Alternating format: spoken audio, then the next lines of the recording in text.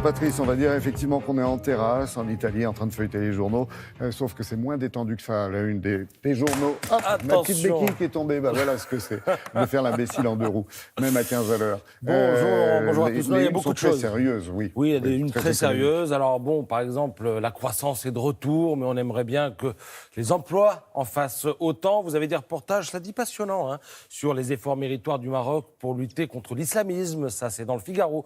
Le Made in Portugal qui a le vent en poupe, ça c'est dans les Échos, ou encore le médecin de la Fédération américaine de gym, pas moins de 150 agressions sexuelles à lui seul, ça c'est dans Le Monde. Et à ce propos, eh bien, attardons-nous sur le dessin de Séverin Millet dans Le Monde. On y distingue clairement un hashtag surmonté de 2 points.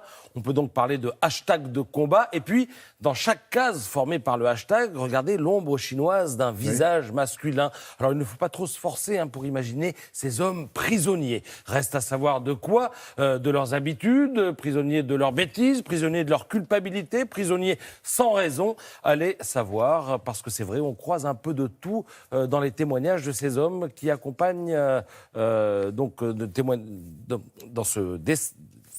de ces hommes. Voilà. Qui est proposé avec ce dessin, qui est censé illustrer la parole donc des hommes dans le contexte de la campagne Balance ton porc. Alors il y a ceux qui découvrent la lune, comme François par exemple, il a sondé sa mère et ses filles, et il en a été troublé parce qu'elles avaient toutes été harcelées un jour. Et puis il y a ceux qui ne sont plus eux-mêmes, c'est-à-dire qu'ils changent même s'ils n'ont rien à se reprocher. Alors il y en a un qui évite de se retrouver seul avec une femme dans une salle de réunion, il y en a un autre qui se sent sous surveillance permanente dans le métro, dit-il.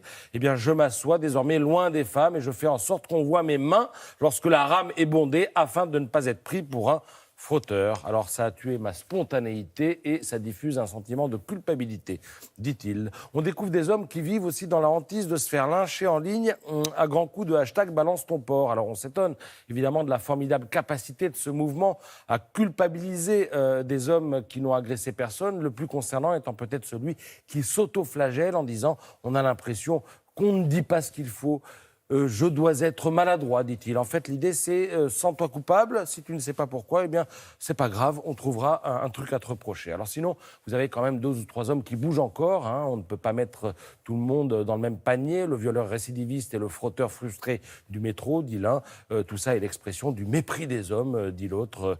Et d'ailleurs, un mépris qui est parfaitement résumé, selon lui, par le titre même de la campagne « Balance ton porc ». Alors, même si vous ne le voulez pas, je vais vous le donner. Si vous voulez mon avis, le plus étonnant dans tout ça, c'est la versatilité en fait de la presse. D'un côté, elle démolit des innocents, et puis de l'autre, c'est-à-dire quelques pages plus loin, elle fait la promo du dernier Woody Allen, qui, je le rappelle, est accusé de viol et de pédophilie, en lui trouvant, alors non pas des excuses, mais en s'efforçant de toujours avoir la petite formule sympa qui incitera à penser que dans cette affaire, eh bien, c'est compliqué, tatati, tatata. Dans Libération, par exemple, vous lirez rien n'a changé depuis 25 ans. Des faits qui sont reprochés à Woody Allen, c'est le fond de l'air qu'il respire qui a changé. Dans Le Monde, vous lirez par exemple que tout admirateur du cinéaste de longue date est averti de ces zones d'ombre et d'inconfort. Ces zones d'ombre et d'inconfort, qu'en termes choisis, ces choses-là sont dites. Alors bref, l'impression d'être dans un monde schizo où je vais filer 10 balles à Woody Allen pour aller voir son dernier film, parce que c'est vrai, il a du talent,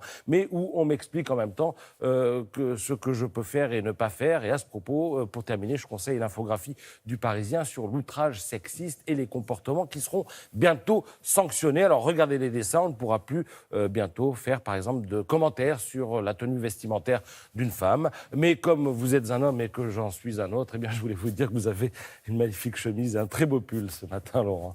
Voilà. Merci Patrice, vous au moins vous ne retournez jamais votre veste, bravo.